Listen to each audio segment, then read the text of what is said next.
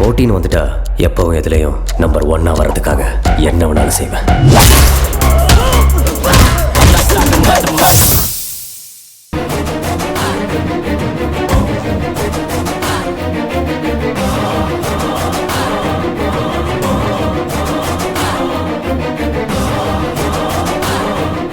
அண்ணே தனியா மாட்டிக்கிட்டாங்க, இப்ப இறங்கி சம்பவம் பண்ணுன.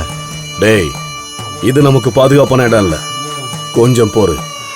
தனியா எங்கேயாவது சிக்குவாங்க, அங்க வச்சு கச்சேரியை ஆரம்பிக்கலாம்.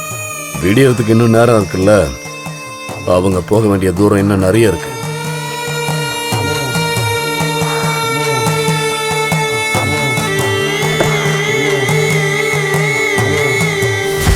போலாம்.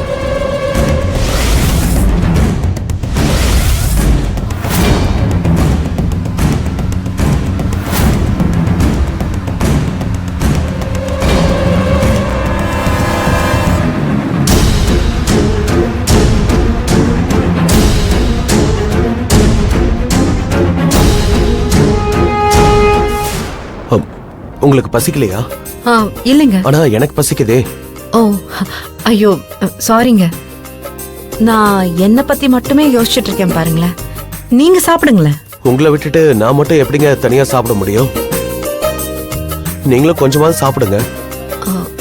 சரிங்க. இங்க பக்கத்துல பெரிய ஹோட்டல் எதுவும் இல்ல. 40-45 கிலோமீட்டர் போகணும்.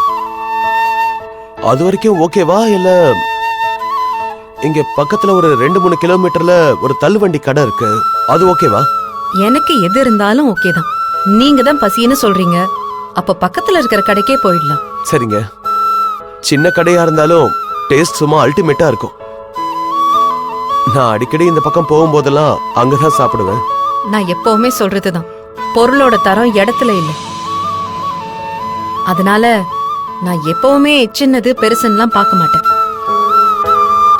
நமக்கான தேவையை மட்டும்தான் பார்ப்பேன்.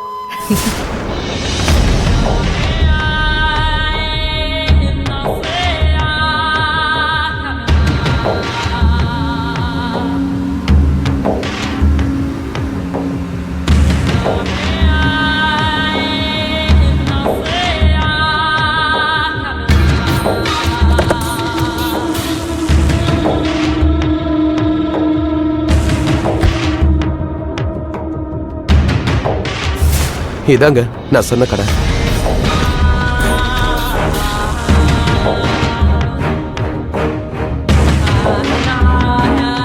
நான் சொல்லல தனியா மாட்டுவாங்கன்னு. இப்ப பாரு, தொக்கா மாட்டிக்கிட்டாங்க.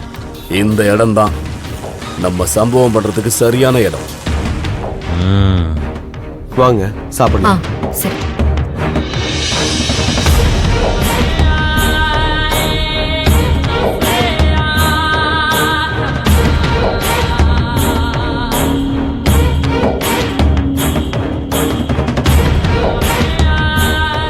உங்களுக்கு என்ன வேணும்? எனக்கு இப்படி எல்லாம் சாப்பிட்டு பழக்கம் இல்லைங்க. எனக்கு இங்க என்ன இருக்குன்னு கூட தெரியாது. நீங்களே ஏதாச்சும் சொல்லுங்க. அப்படியா? அப்ப இங்க ஸ்பெஷல் தோசையும் டிங் டாங்கும் நல்லா இருக்கும். அது இங்க ரொம்ப ஃபேமஸ். என்ன சொன்னீங்க? டிங் டாங்க? என்னங்க ஏதோ பேல்பூரி மாதிரி சொல்றீங்க, அப்படின்னா என்ன? அது முட்டைய டம்ளர்ல உடைச்சு ஊத்தி அதுல கரிசால்னாவை போட்டு கலக்குன்னு கலக்கி கொஞ்சமா பச்சை மிளகா உப்பு போட்டு மறுபடியும் ஒரு கலக்கி அத கல்லுல போட்டு இப்படி ஒரு புரட்டு அப்படி ஒரு புரட்டி போட்டுட்டு மேலாப்ல வெறும் வேக வச்சு கொடுப்பாங்க. இது மலேசியன் டிஷ், இங்க கலக்கின்னு சொல்லுவாங்க.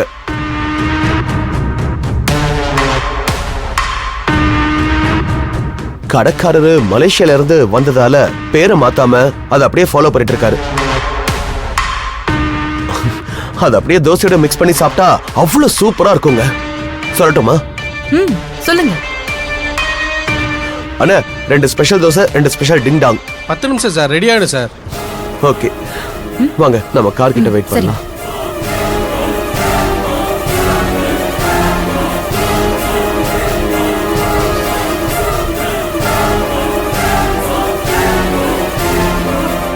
பசங்க என்ன பண்ணிட்டு இருக்காங்கன்னு தெரியல. அவங்க நினைப்பாவே இருக்கு. ஒரு ஃபோன் மட்டும் பேசிட்டு வந்துடுறேன். எனக்கும் திவ்யா கிட்ட பேசணுங்க. நானும் பேசிட்டு வந்துடுறேன்.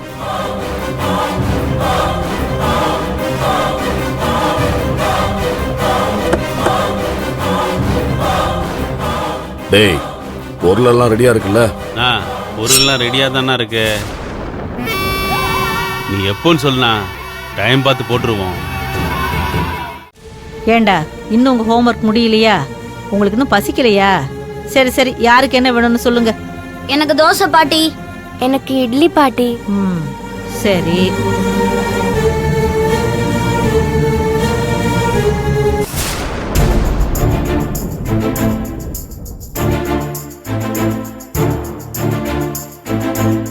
இதெல்லாம் கவனிக்கிறதை விட்டுட்டு வேற ஏதாவது வேலை இருந்தா பாரு.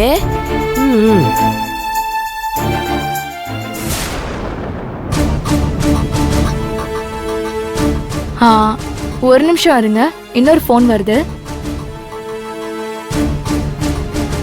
அண்ணி தான் கூப்பிடுறாங்க. நான் ஒரு நிமிஷம் பேசிட்டு கூப்பிடட்டுமா? சொல்லுங்க அண்ணி. என்ன ரம்யா, செகண்ட் லைன் போயிட்டு இருக்கு. யார்கிட்ட பேசிட்டு இருக்க? அவர்கிட்ட தான் அண்ணி. இதாண்டா சரியான சந்தர்ப்பம். நீங்க 4 பேர் இறங்கி போய் கடையில இருக்கிற ஆளுங்க கூட கலந்துருங்க.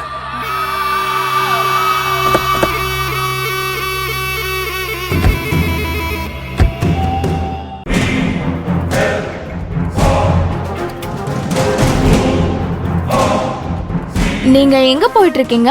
தோ இப்பதான் சாப்பிட வண்டியை நிறுத்தியிருக்கோம். ஆமா, பசங்கெல்லாம் என்ன பண்ணிட்டு இருக்காங்க? என்ன ரொம்ப கேட்டாங்களா? அவங்க நல்லா சாப்பிட்டாங்களா? உங்களையே தான் கேட்டுக்கிட்டே இருக்காங்க அண்ணி. இப்போ ஹோம்ஒர்க் பண்ணிட்டு இருக்காங்க. இருங்க கொடுக்குறேன். சரி.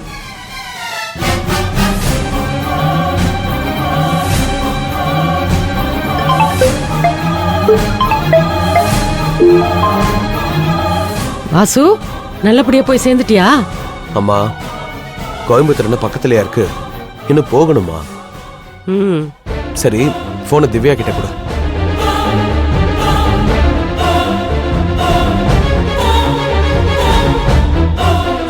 ஏண்டா எனக்கு போன் போட்டுட்டு நீ எப்படிமா இருக்க, சாப்பிட்டியா இல்லையா, அம்மாட்ட 4 வார்த்தை ஆறுதலா பேசாம?